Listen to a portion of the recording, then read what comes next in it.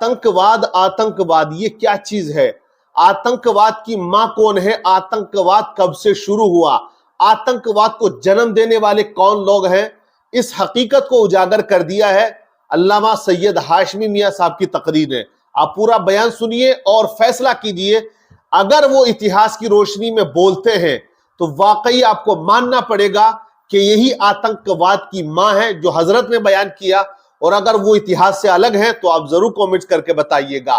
Video को सुने, दूसरों तक पहुंचाएं। जो बदनाम करके रख दिया है ना, सैयद साहब ने पोल खोल के रख दी है, हकीकत को उजागर करके रख दिया है। आखिर तक वीडियो सुने और शेयर जरूर करें। ये टेररिज्म, ये आतंकवाद, ये सांप्रदायिकता, ये संकीर्णता, ये क्षेत्रीयता, ये घृणा की प्रवृत्ति, ये किसी धर्म में नहीं, संगठन में है। ये बताओ, अंग्रेजों से पहले, जब तक भारत में अंग्रेजों की हुकूमत नहीं थी, अंग्रेजों से पहले भारत में कोई संगठन नहीं था। ये राजा, ये महाराजा, ये नवाब साहब, ये बादशाह, ये जिम्मेदार, ये ताल्लुकेदार, यही लोग होते थे। और पब्लिक हिंदू, मुस्लिम, सिख, ईसाई आपस में एक दूसरे से मिलते मिलाते थे। न नफरत थी, न तासुब था, न घृणा थी, बस संगठन बना, परिवार नया बना। तो नतीजा क्या निकला? ये आतंकवाद अंग्रेजों के आने से पहले नहीं था, अंग्रेजों के जमाने में संगठन बना। कौन कौन बने? ब्रिटिश पीरियड में राष्ट्रीय स्वयंसेवक संघ बना, ब्रिटिश पीरियड में हिंदू महासभा बनी, ब्रिटिश पीरियड में मुस्लिम लीग बनी जी। तो ये कौन बनवा रहा है? संगठन बना, ऑर्गेनाइजेशन बना। तो मेरे दोस्त, सच्चे मुसलमानों को बहकाने के लिए भी संगठन बनाए गए और उदारवादी हिंदुओं को भी बहकाने के लिए संगठन बनाए गए। अगर धर्म में सांप्रदायिकता होती तो 10,000 बरस पुराना भारत के अंदर आतंकवाद होता। अगर ईसाइयत में आतंकवाद होती तो 2000 बरस पहले से आतंकवाद होता। अगर इस्लाम में आतंकवाद होता तो 1400 बरस पुरानी इसकी लाइफ होती। ये 100 बरस के अंदर आतंकवाद आया तो इसकी मां कौन है? इसकी जननी कौन है? किसके पेट से इसने जन्म लिया? धर्म तो पुराना है, आतंकवाद नया है, तो इस नए बच्चे की अम्मा कौन? क्या बात है, वाह वाह वाह, बहुत खूब। बोले अब नया संगठन देखना होगा। तो संगठन के पेट से आतंकवाद ने जन्म लिया और तब ये और बढ़ा जब एशिया के नक्शे में 2 नए देश बनाए गए, एक यहूदियों का, एक सऊदियों का। वो अपना रोल देखता रहा, ये अपना पेट्रोल देखता रहा, और इसने दोनों ने तय किया कि मुसलमानों को बर्बाद करने के लिए वहाबी परिवार को आगे बढ़ाया गया, सल्फी परिवार को आगे बढ़ाया गया, और हिंदू बच्चों का अगवा करने के लिए संघ परिवार को आगे बढ़ाया गया। ये मेरे दोस्त, धर्म का में कोई ऐब न था, न ऐब है, मानने वालों में है। और नंबर 2 ऑर्गेनाइजेशनल टेररिज्म है, स्टेट टेररिज्म है। इजराइल कुछ भी कर जाए, हम आपको बताते हैं। अगर मुस्लिम टेररिस्ट है तो सिर्फ मुसलमानों को क्यों मार रहा है? खैबर पख्तूनख्वान में मुसलमानों को मारने वाले मुसलमान हैं, सीरिया में मुसलमानों को मारने वाले मुसलमान हैं, इराक में मुसलमानों को मारने वाले मुसलमान हैं, ये जब मुसलमानों के ना हो सके तो फिर ये इस्लाम के कैसे होंगे?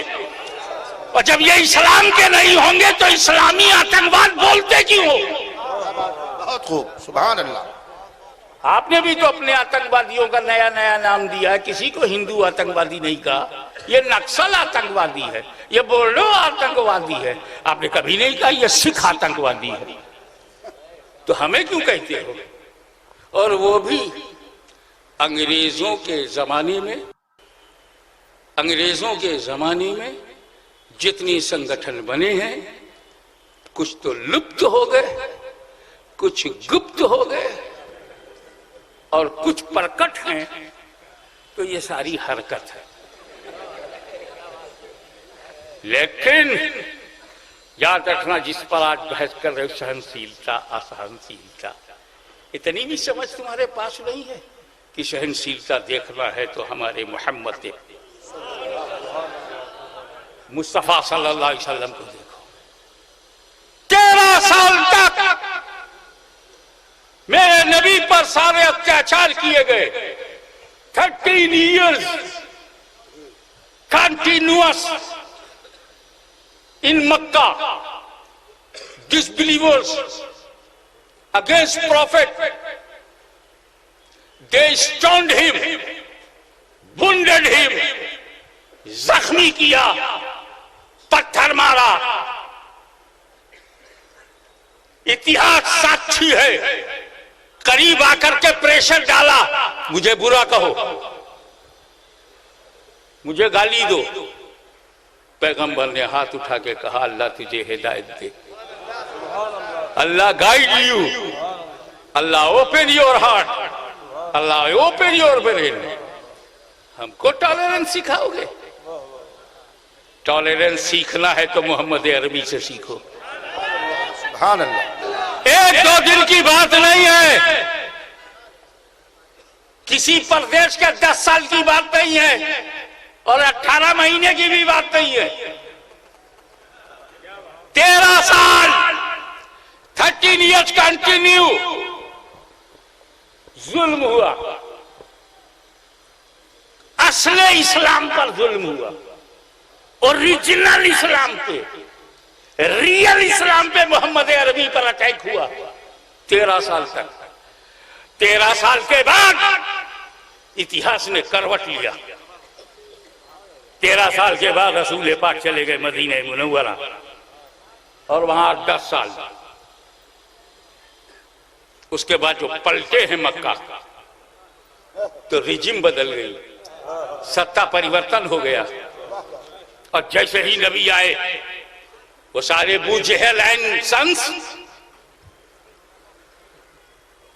एंड ब्रदर्स एंड कंपनी,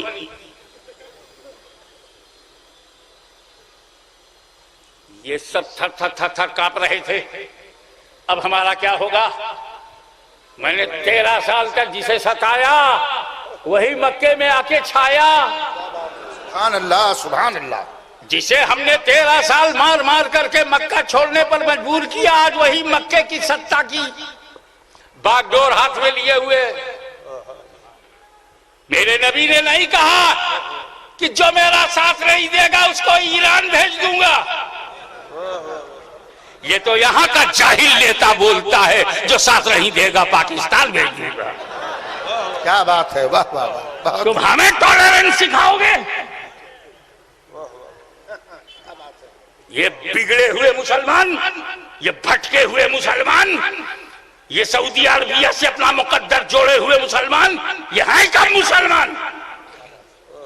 60,000 साहबे कराम की कब्रों को तोड़ने वाले मुसलमानों की लिस्ट में होंगे। 350 मस्जिदों को शहीद करने वाले सऊदी गवर्नमेंट मुसलमानों की लिस्ट में है। इस्लाम न कल अमेरिका को पसंद था, ना इस्लाम आज अमेरिका को पसंद है। इसीलिए जो इस्लाम में नहीं है वही मुसलमान उन्हें पसंद है। बचाते हैं उसको जहां इस्लाम ना हो, जहां हजरत मूसा का जलवा ना हो उन यहूदियों को बचाओ, जहां ईसा अलैहिस्सलाम का नूर ना हो उन ईसाइयों को बचाओ। असली को कौन बचाता? तो हिंदुत्व में जो उदारवाद है उसमें जहर कैसे घोला जाए। टॉलरेंस की बात करते हैं।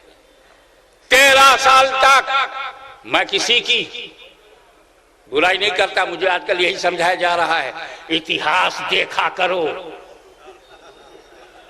मैं इतिहास की तरफ नहीं जाता था क्योंकि मेरी सोच ये थी पास्ट नेवर कम बैक।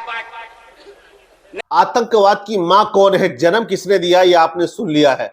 अगर हजरत की बात में सच्चाई है, सदाकत है तो जरूर शेयर कीजिएगा। और अगर आपको लगता है कि हजरत ने इतिहास गलत बयान किया है तो जरूर जवाब दीजिएगा।